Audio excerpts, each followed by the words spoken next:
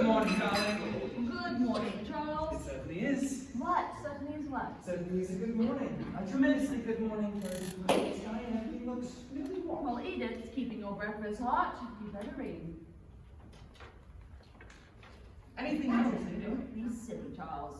Why am I work for it? Good. It's remarkable about daylight, isn't it? How do you mean? The way it reduces everything to normal. How does it? Yes, it does. I'm sure. I'm very glad to hear it.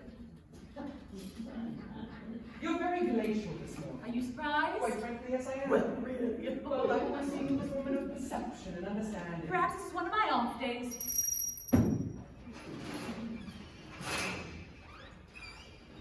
Good morning, Edith.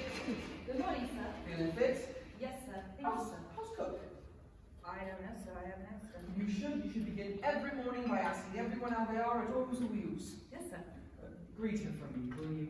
That'll be all for the moment. Now, Edith. Yes, sir. I wish you wouldn't be so facetious with the servants, Charles. It confuses them and undermines their morale. I find that point of view retrogressive, if not downright futile. I don't care what you consider it. I have a house to run, and you don't. Are you implying that I couldn't? You're at liberty to try. I take back what I said about it being a good morning. It's a horrid morning. But then you gotta eat your breakfast while it's hot. It isn't. Oh, no, look here, Charles.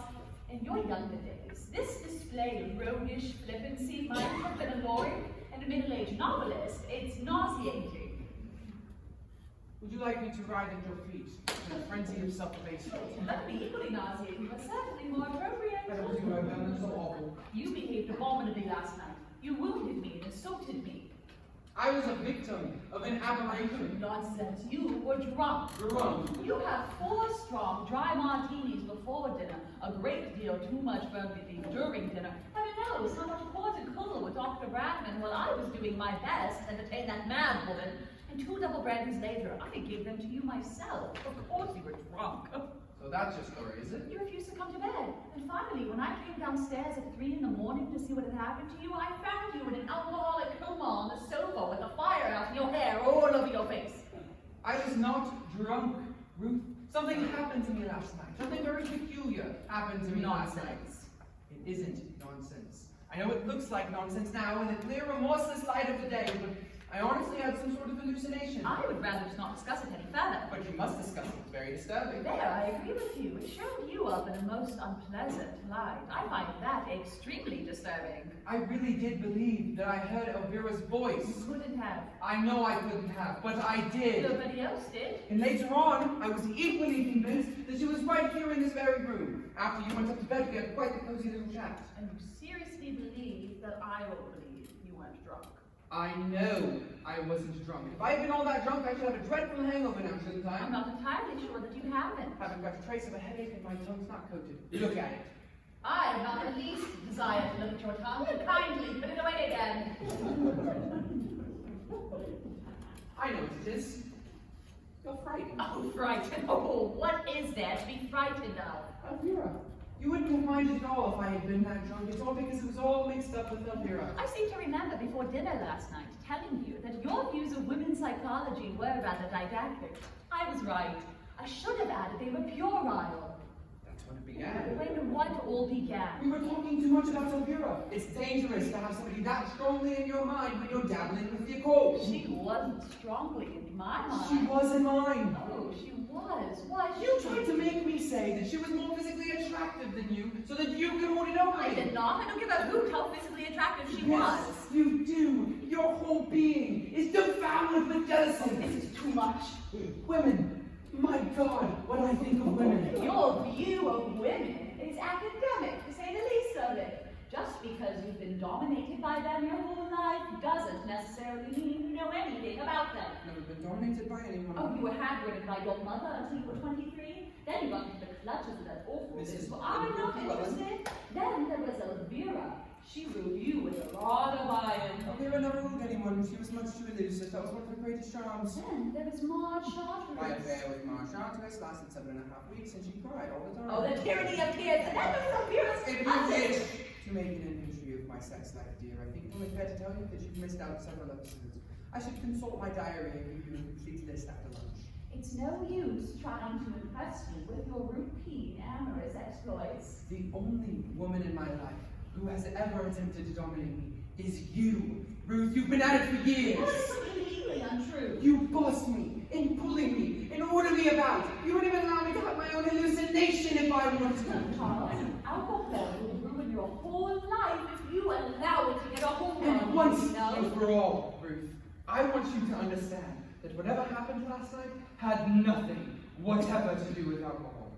You have very adroitly rationalized the whole affair to your own satisfaction, but your deductions are based on complete fallacy. I'm willing to grant you that it was some sort of hallucination, some sort of psychic delusion brought on by suggestion or hypnosis. I was stone cold sober from first to last, and extremely upset into the bargain. You were upset? What about me? You behaved with a stolid, obtuse lack of comprehension that quite frankly shocked me. I seem to remember that I was remarkably patient, but I shall know better the next time. Instead of putting out a gentle, comely hand to guide me, you shouted staccato orders at me like a sergeant major. You seem to forget you gratuitously insulted me. I did You not. told me to shut up. You called me a gutter snipe. And when I quietly suggested that we should go to bed, you said to me with the most disgusting leer that it was an immoral suggestion. I was talking to Elvira. If you were, I can only say that conscious of a fragrant picture of your first marriage. My first marriage was perfectly charming, and I think it is in the worst possible taste for you to sneer at it. I am not really so interested in your first marriage as you think I am. It is your second marriage that is absorbing me at the moment. It seems to be on the rocks. Only because you insist on taking this ridiculous attitude. My attitude is that of any normal woman whose husband gets drunk and her. I was not Be drunk. quiet, they'll hear you in the kitchen. I don't care if they hear me in Folkestone Town Hall. I was not Control drunk! yourself, Charles. How can I control myself in the face of your idiotic, damned stubbornness? It's giving me Oh, claustrophobia. you better bring out Dr. Bradman. Can I clear, please? Yes, Edith. Cook wants to know about lunch. Will you be into lunch today, Charles?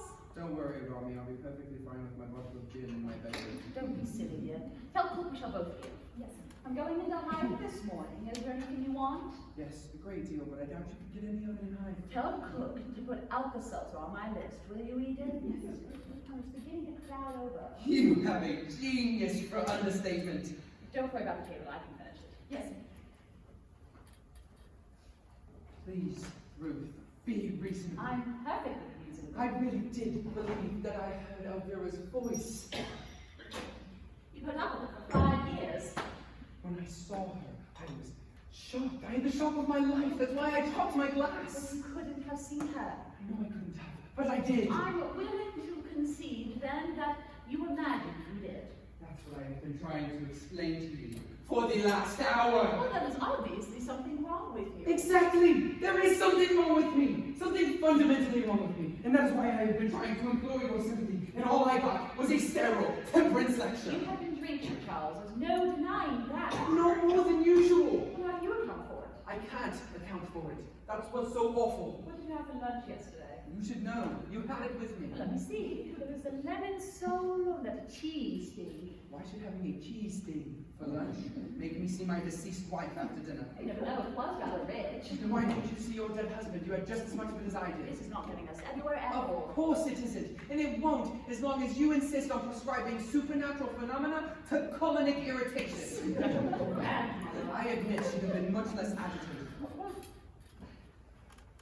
Maybe you ought to see a nerve specialist. I'm not in the least neurotic and I never have been. Psychoanalyst. I refuse to endure months of expensive humiliation only to be told at the end of it that I was in love with my rocking horse. What do you suggest?